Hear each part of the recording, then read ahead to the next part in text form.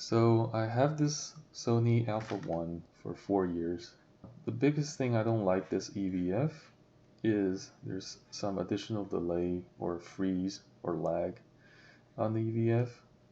So I was trying to actually get it filmed and see what the actual delays are. I recently also got A7V, which I can tell there's definitely a lot less lag. Over here, we're seeing the back screen.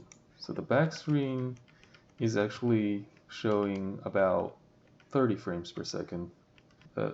Each bin is actually 1 over 120 of a second. So that's about 1 frame, right, when it's 120 frames per second. But over here, 4 frames, you would only see 1 movement on the back screen. So basically it means the back screen is working at 1 over 30th of a second. Now let's take a look at the EVF itself.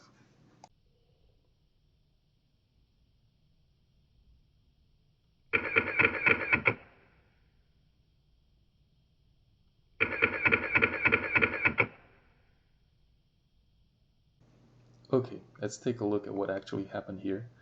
Each bin represents 1 frame. Since we're recording at 120 frames per second and the EVF and the monitors are set as 120 FPS, we would have all 3 devices in sync. So let's begin. As you can see, without pressing the A7V button, the bins move 1 step per each frame.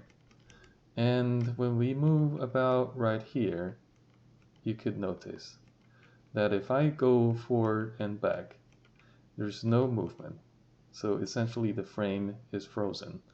So we're frozen for 1, 2, 3, 4, 5, 6, 7. Okay, on the 7th frame, as we can see, we're moving forward 1, 2, 3, 4, 5, 6, 7 frames. So that means 7 over 120 of a second is being frozen. So we have delay of that length.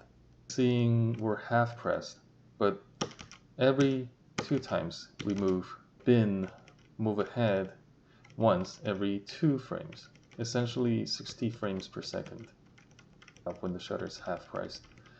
So this is a different feed, which may be a lower resolution depending on some situations. Now let's go to where the shutter is fully pressed.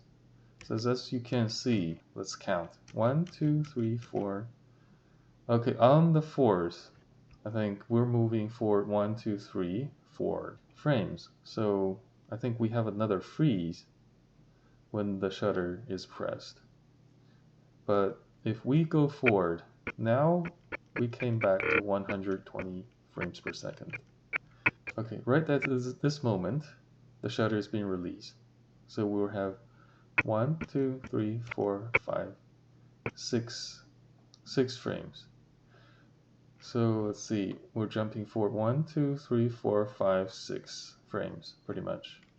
6 frames of freeze.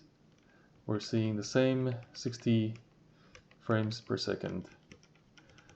And the shutter is being pressed again. So we were seeing 1, 2, 3, 4, 5, 6. 6 frames were frozen. So right around here, we release the shutter. We're seeing some freeze for 1, 2, 3, 4, 5, 6, 7. And we're jumping forward 1, 2, 3, 4, 5, 6, 7, about 7 to 8 frames.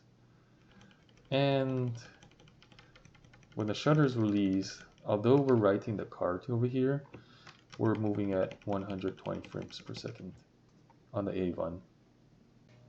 So a quick summary. So on the back screen, we're having 30 frames per second and a latency of 1 over 60 of a second. On the EVF, there's 3 stages. So when the EVF has no AF on, we're seeing 120 frames per second, a higher quality. And when we move to like a lower quality second feed, we're seeing the same delay, but about 60 frames per second. when we're shooting, we're back to 120 frames per second, but on a lower quality.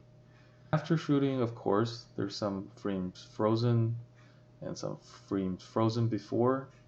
I think the ones affect the most are the frames frozen when we're autofocusing and when we're shooting. We don't really care about these two. Now we'll take a look at the A7V. The A7V has no freeze on the AF on. At the moment when you take pictures, there's about 6 frames of lag on before taking pictures. But of course, here we're saying a different setting with the pre-capture. So the pre-capture would actually activate the freeze right there. So the 6 frames of freeze will actually be engaged on AF on because pre-capture, what essentially does is start taking pictures from the moment the EF is engaged. Okay, here's the summary with A7V. We have 120 frames per second, the same. No quality degradation. AF on, 120 frames per second versus 60 on the A1.